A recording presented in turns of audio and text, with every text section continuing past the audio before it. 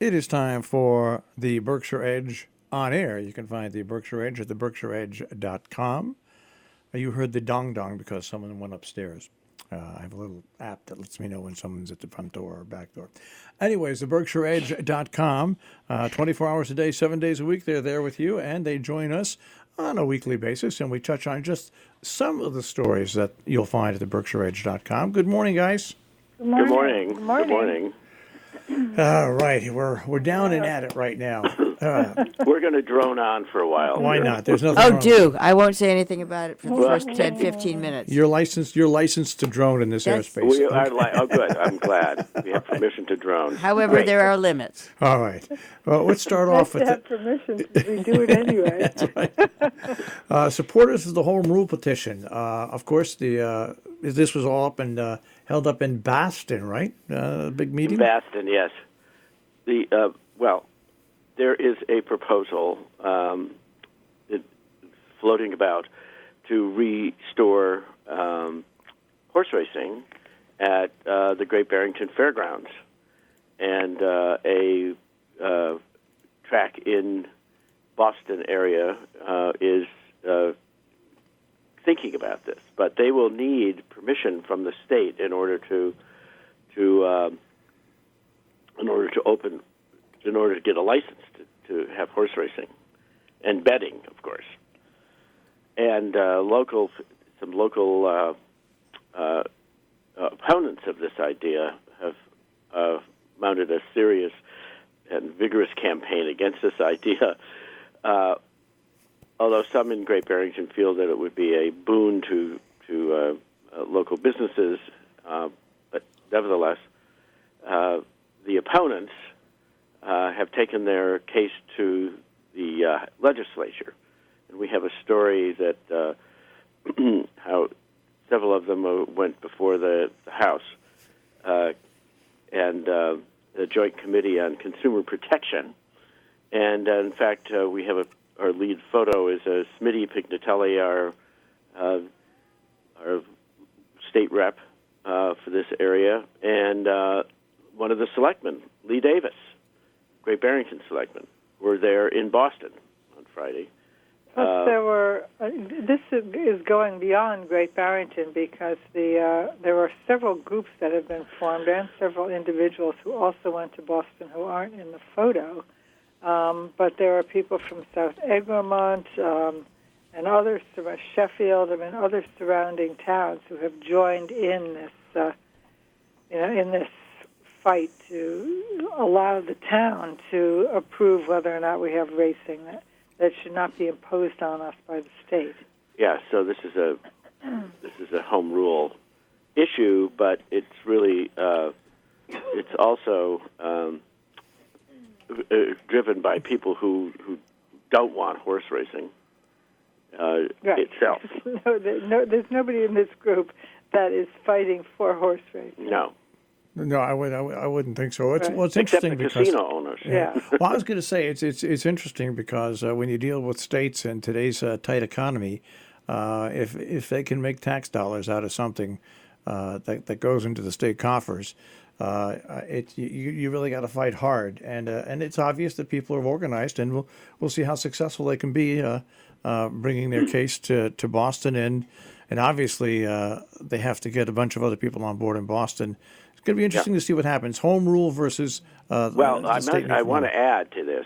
You're right about tax revenues, but actually, Great Barrington has been enjoying a boon in tax revenues, thanks to the marijuana outlets that have opened this year. I think it's $1.5 million extra dollars already. I mean, at least. So, a proposal like this for horse racing might not be quite so appealing as it might otherwise be. Yeah, I'm talking about the state, and not locally. The state. If the state can make money off of it, beware. That's all. It's a gambling. Right. And also, who knows? The people. This is. There's a track. What's the name of the organization? Let's see. Suffolk Downs and it's the Suffolk Stronach race course, which has has closed down its racetrack in Boston, so it's looking for another venue. But they, of course, want to have off-track betting. Right. So that's. I mean, so it's going to be. Hey, I always like to look at these home rule things when they've had enough, and it goes up against the state. No matter what state it's in, it's always an interesting case to follow. Well, I have a question.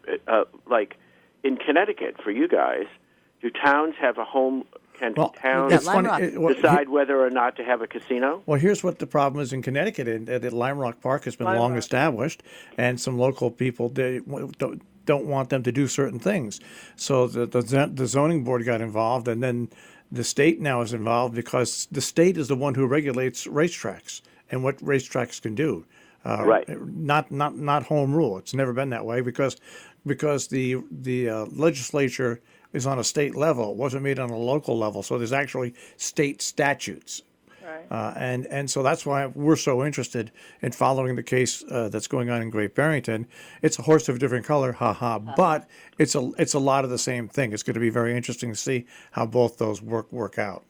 So. How is that going? I mean, is it? There was meant to be a decision. It's been in the state Supreme Court now. There was meant to be a decision released in January, but that has not been released yet. Don't you worry about it. When it's released, you'll hear about it. You'll have it in your paper. I was wondering because we have been supportive of Music Mountain. Yeah.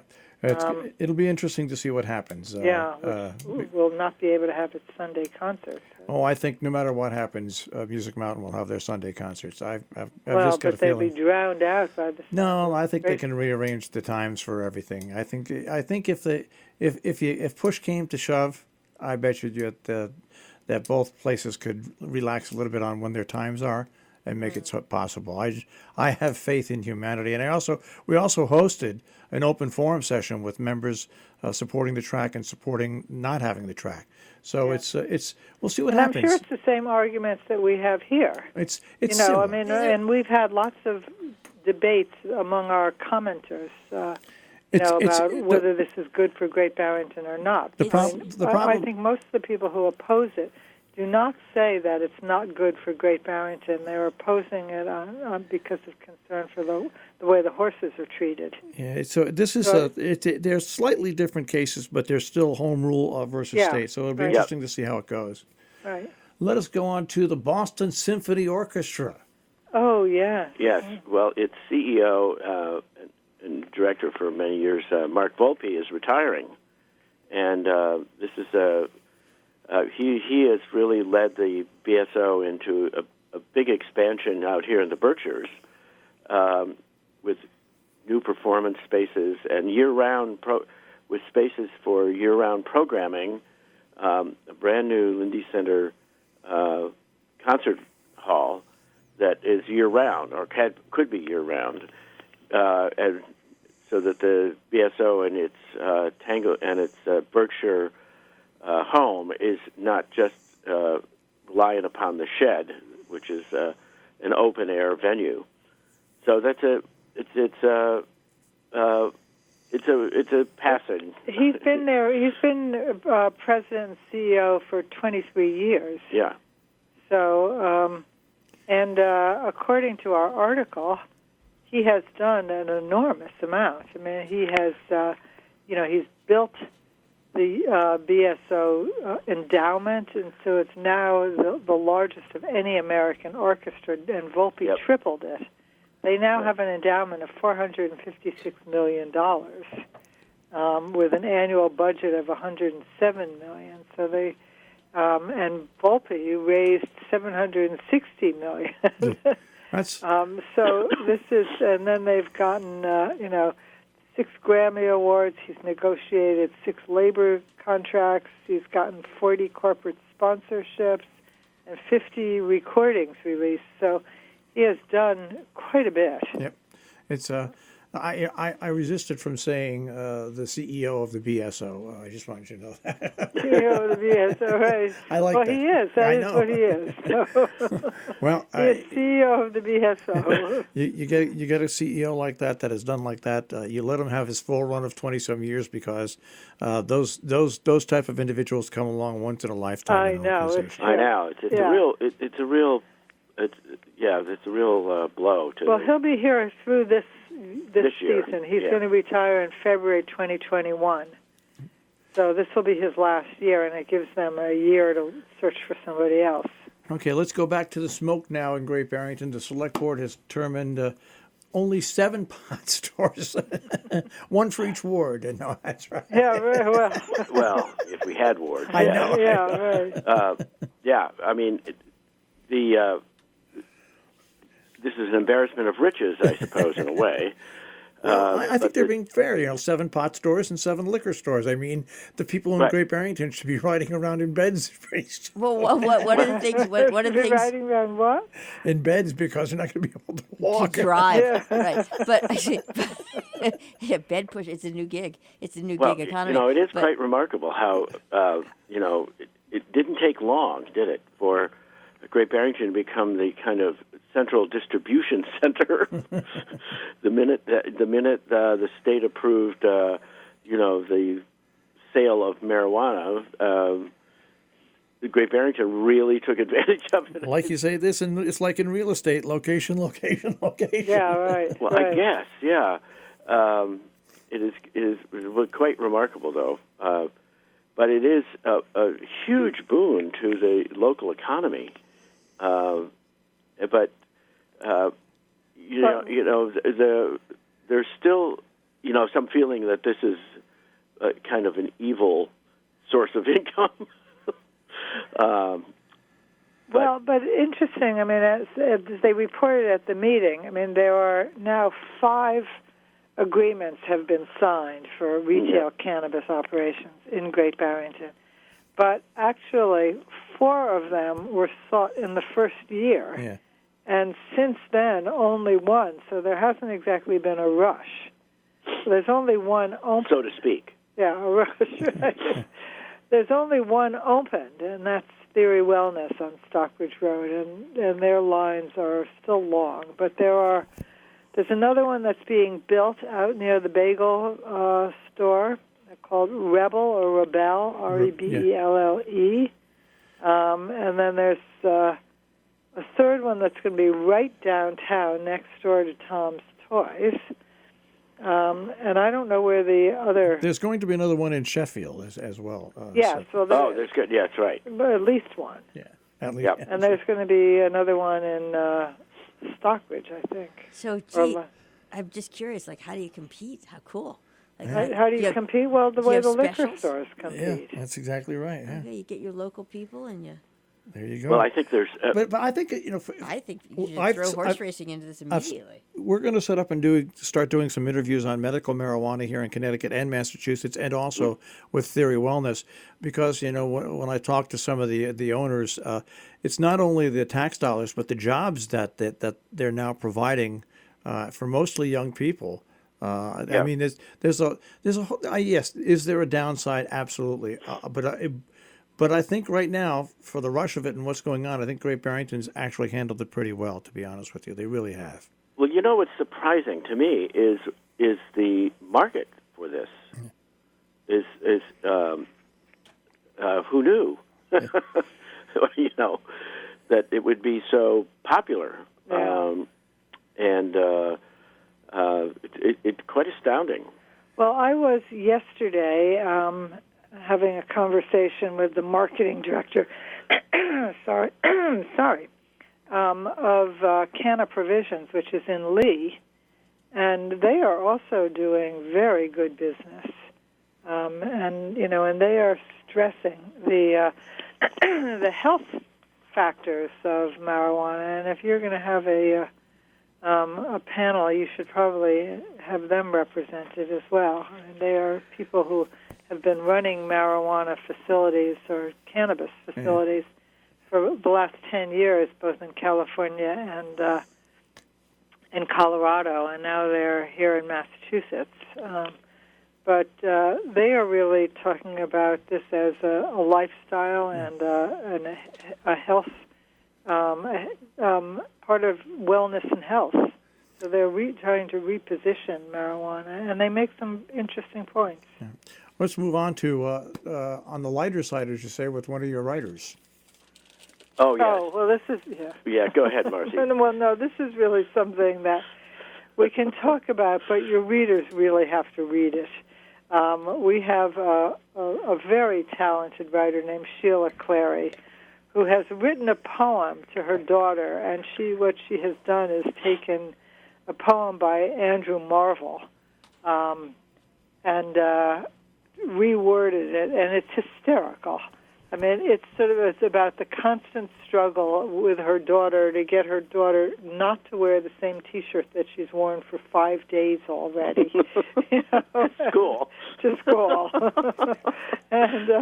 and you really just have to read it. It's yes. so funny, and it's called "To Her Stubborn Daughter," and what we have, we have written both the original Andrew Marvell metaphysical poem. Yes. From 1681, and his was called "To His Coy Mistress," and Sheila's is "To Her Stubborn Daughter," and it's just hysterically funny. So you'll laugh out loud. She's so clever, and and any parent will recognize this fight. All right. So to read it, the BerkshireEdge.com. Right. Is once again and it's the called website. The BerkshireEdge.com/poem to her stubborn daughter. Okay. Let's move from the stubborn daughter very quickly to the tribute to Dr. Martin Luther King. Yes. Well, Great Barrington has traditionally had a rather large celebration of Dr. King's birthday, and many people gathered in the Congregational Church here, where W.E.B. Du Bois, first the very famous civil rights leader and who lived in Great Barrington and grew up here, went to church, and it was a very heartfelt celebration of the African American community and civil rights. So, and we have in the tribute to Dr. King, we have embedded a video of his "Have a Dream" speech that he delivered at the Lincoln Memorial many years ago. So it's quite an interesting. It continues to move. It continues. Yeah. It's listening to that speech, you wish some of our leaders in Washington would listen to it again. It's an amazing speech and an amazing time, especially when you put it at the time it happened. Yeah.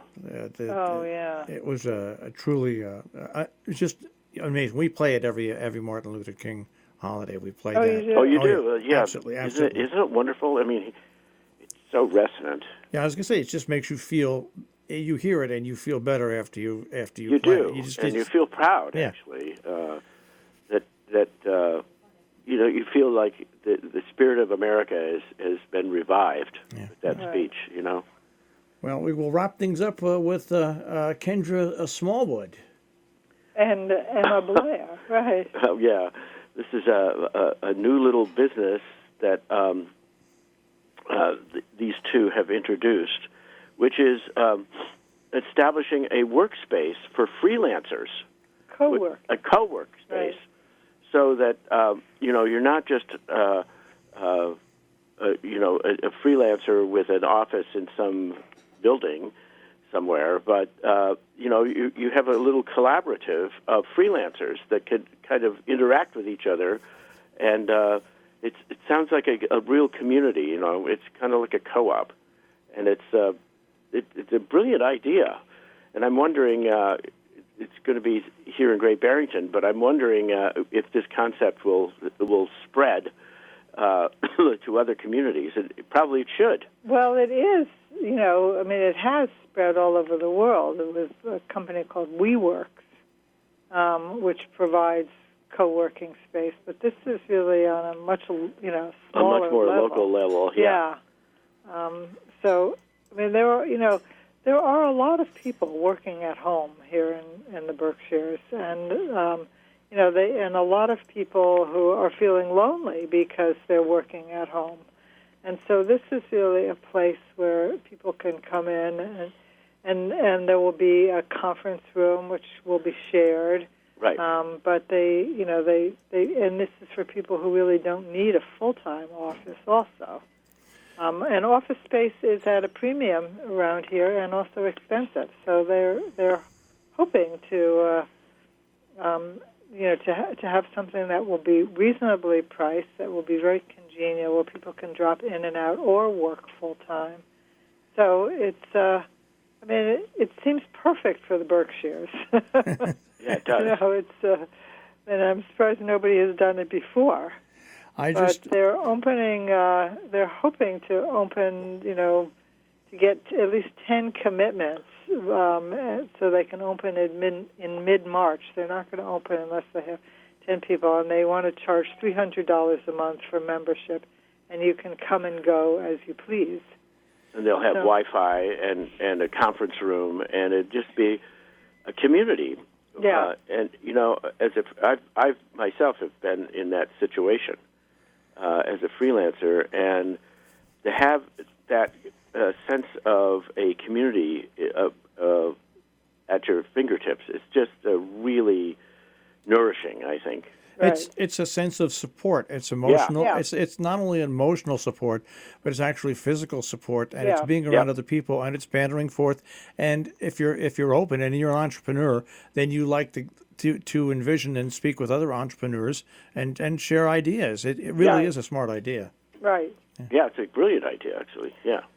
All right. Yeah, but I do think that it's more for emotional support than it is for physical support, actually, because most people can work at home. Yeah, but it's still nice it's nice to have bodies around. Definitely, Really absolutely. is. No, Fellow I think travelers. it is, yes. I do. I know. Every morning I get up and I work for from 3:30 to 4:30 in my home office, and it's totally different than being around other people. So I think it's a good idea. Yeah, you actually learn stuff from things that nobody knows exactly the same thing. So you pick up information from people. Yeah, that's right. That you It's don't. kind of serendipitous. Yeah, it's like, oh wow, support good. there, You know how to, and it's not even that you even know how to ask. So it's actually pretty efficient. Also, you learn to interact with other human beings, which is never bad. All right. Well, we have interacted for the full time here, so we got to let you guys go. Well, let's interact again. Yes, please. Right. We will. Next Wednesday, hopefully. Next Wednesday. All right, guys, take care. All right, thank you very much. Okay. All right. Bye-bye. Bye. Bye. That is the Berkshire Edge on air, and you can find them at theberkshireedge.com, theberkshireedge.com.